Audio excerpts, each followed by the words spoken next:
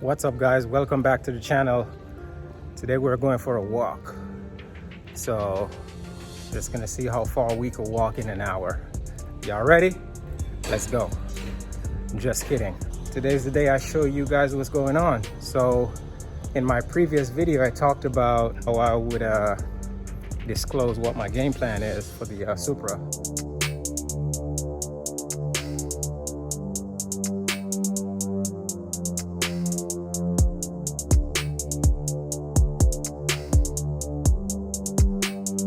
Here it is. Let me do a quick walk around. Like I said, you can clearly see I just removed the wrapping off of it since I got it. Still strapped down to the pallet that it was shipped on. And yep, everything looks good. It's fairly clean, I would say. Airflow meter is here. All the stock bits are here. All the piping for the inlet for the turbo is here. All the hoses are there. So it looks pretty good. I was gonna wash it, but I can't find the hoses for the power washer. So I'm just gonna tear it down and clean it up piece by piece. It's missing the AC compressor, but that's fine because I am gonna use back the stock AC compressor. Igniter is here. Wire harness is unmolested, so that's a good thing. I didn't get a computer with it, but that's fine because I have two computers at home. I have an Aristo computer and I have a Supra 6-speed manual turbo computer. I'm going to relocate from here. It is hot in this space. I'm going to bring the motor over to another section, and the game plan is to strip the wiring down, strip the intake off, and all the little aluminum bits. And I'm gonna sandblast and clear coat them. I'm not painting black or wrinkle black or whatever most people do. And I know you've seen a million videos of somebody doing this build right here, but you haven't seen mine. That's why you're here, so let's go. First thing I'm gonna do is assemble the engine stand. That's gonna take a minute, but I have nothing but time.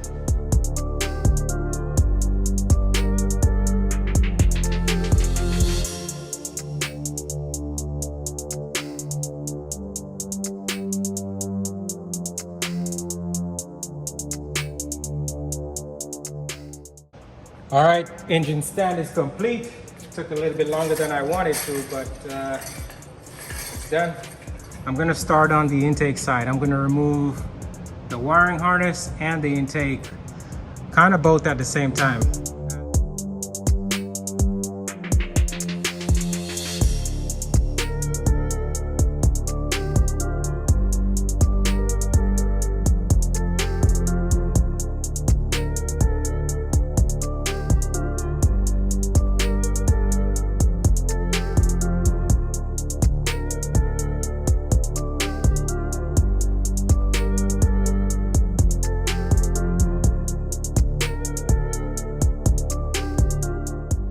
So let me give you guys a closer look. Everything has been coming off fairly easy. There are so many little vacuum lines. Like for instance, well, here's everything that I've removed so far. And there's just like so many lines connected throughout this whole twin turbo system. It's crazy.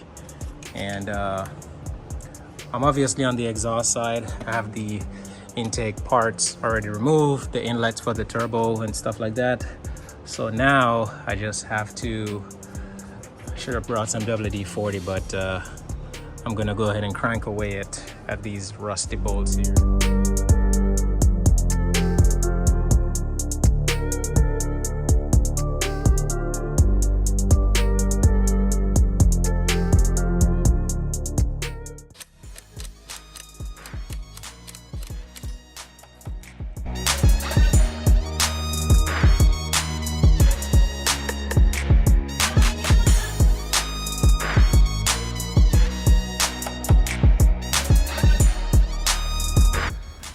So I didn't find the bolts here. They didn't have long enough ones that I need, about 3.5 to 4 inches. So it's a Sunday, it's 8:30 in the morning. This is the only place that's open already. So I'm gonna go back to the shop, do some work, and later on I'll try my luck at a different store. And if I don't have any luck there, then I'll just order them online. As you can see, I have the turbo exhaust manifold removed. I'm not gonna lie, that thing took a hot minute, especially with the engine on the pallet and me having to bend under to get these nuts. They were, not these two so much, but like this one and these two were really hard to get to. I can't imagine people doing this with the engine in a car. It's really it's a big task. Nonetheless, I got it done. Turbos are removed. I'm gonna replace the turbos. Crazy enough, I'm gonna put twins back on there, even though they're such a pain to work with, but I already have them, so I'm gonna use them. And so I wasn't able to capture all that because really it was a lot of work and there was no specific order, so I couldn't really record that. To be honest, that wouldn't be useful for someone trying to do a job. However, once I removed that, I set the timing, which I think I did capture that.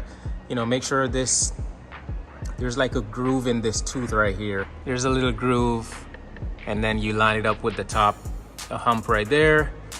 And then there's another groove right here. You line that up here. Well, they are gonna line up at the same time. While down here, it's kind of hard to see it, but there is a groove right here on that little notch, and then you line it up with that dot. This was here. And generally you want to remove the water pump pulley, but I was able to get it off without it. So normally on the crank, there's that marking right there. And you line that marking up with the 0 right here. This one, that one, and the groove, the white paint on the pulley lines up with the 0. All at the same time. It happens. They all work together once you have a timing belt.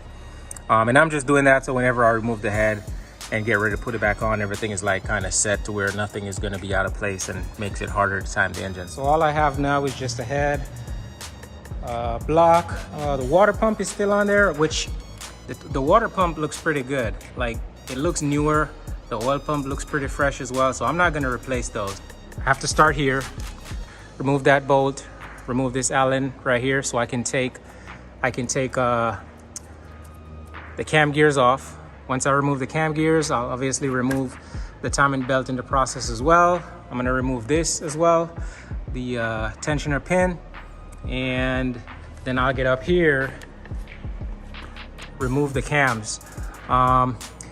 You know, I've seen so many videos online of people removing the heads and cams and all that stuff. I've never seen anyone talk about these two Allens right here, these two Allen bolts. I didn't even know they existed. So obviously they look like they go down in the head. Like from here, it looks like it goes down in there. I'll have to see. I don't see why it would be there if it's not like connected to the head itself. I've never seen anyone talk about those, but like I said, obviously I got to take those off and then take each cap, and they're numbered and labeled as well. Obviously this is number 1 on this side, so this is number 2, 3, 4, 5, 6, 7, and they have a letter for intake. I don't know if it's clear. It's kind of hard to see. Maybe on this one you can see the I4 on this one, and on this side they're labeled. This is number 1 cap on the exhaust side, so this would be number 2. And obviously this one's not labeled because you can only put it one place, and then you have 2, 3, 4, 5, 6, and 7. I also have to remove these, or 22 millimeter, this line that feeds the VVTi solenoid up here. So I have to take this off as well so I can lift the head from the block. And I think that's pretty much the game plan. You can see the timing belt, all the tension released on the timing belt, so it's loose now. One thing I'm going to pay attention to now that I have gotten this far is the position of the, let me raise the camera, the position of that VVTi cam gear, because even though it's locked in place, I'm going to remove the belt so I can demonstrate what I'm trying to say. Is it still can move. So the cam itself isn't moving right now, just this part, the actual cam gear. So I think when I'm doing the timing, I need to have that pull to the right and lock to the right, and have the line, the tooth here lined up with this hump right here. I got all my tools together. I'm ready to remove this bolt and that Allen key. The manual actually recommends that you use a adjustable wrench or some sort of wrench and hold this right here, so when you apply pressure to undo this bolt, you don't actually turn the cam in the process. But this is such a big piece that I'm gonna put some cushion between the actual ends of the tool and the cylinder head itself. In the interest of time, I'm actually gonna attempt to use the impact gun. I don't see why it shouldn't break it. Here we go. Too easy. It's a 14 millimeter. See if this will break loose as well. Yes, it. I'll show you down here. There's an additional Allen in here as well. That's what's actually holding the cam gear onto the camshaft. There's the one that has to be removed as well in order for the gear to actually slide off of the cam. So let me go find out what size that is. So this one is a 10 millimeter.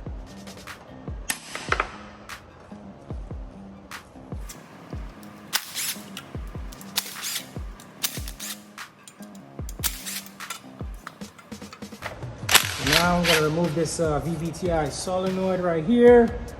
Got these two 10 millimeter bolts that one holds the solenoid in place, one holds the line to the block so it doesn't like get all crazy and be flopping around.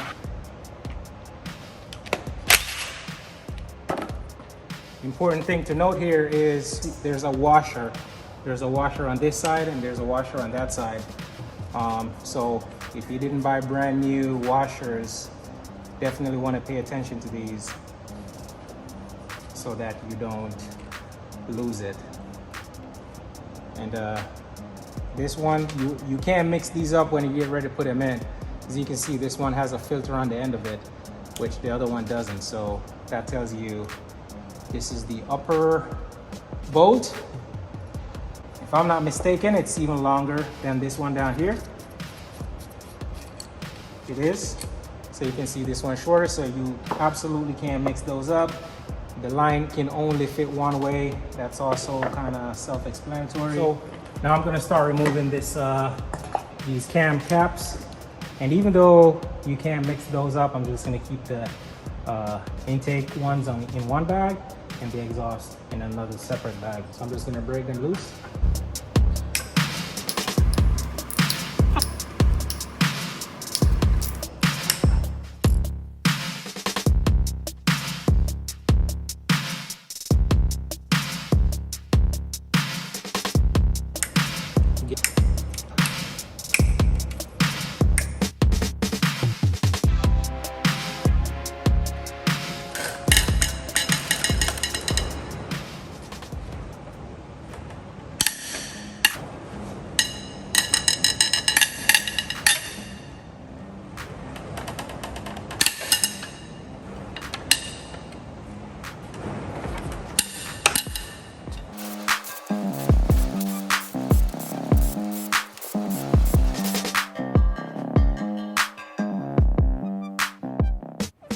So I got all the head studs removed, but if you notice, each hole has a washer. It's kind of hard to pick those up without one of the little magnetic holes. So I'm actually going to remove the head with those in there, and then I'll remove them once the head is out. I'll flip it over and pick them up one by one.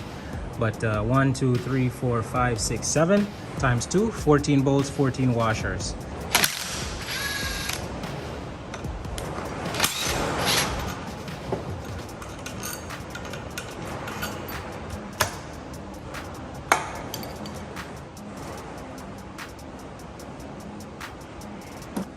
Everything looks good. I don't see any like areas where looks like there was any blow by, meaning like, you know, pressure coming out the engine.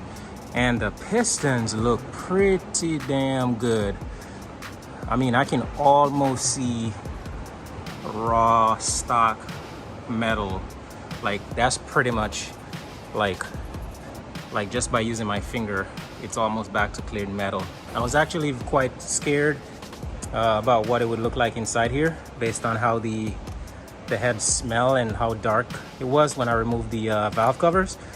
But this looks remarkably good. So I'm happy about that. Really nice deck right here. Just gonna go over it with a razor blade and maybe like a light Scotch-Brite type deal, and clean that up. And then once I flip the motor over upside down, then whatever gets in these little water jackets, water ports will fall out.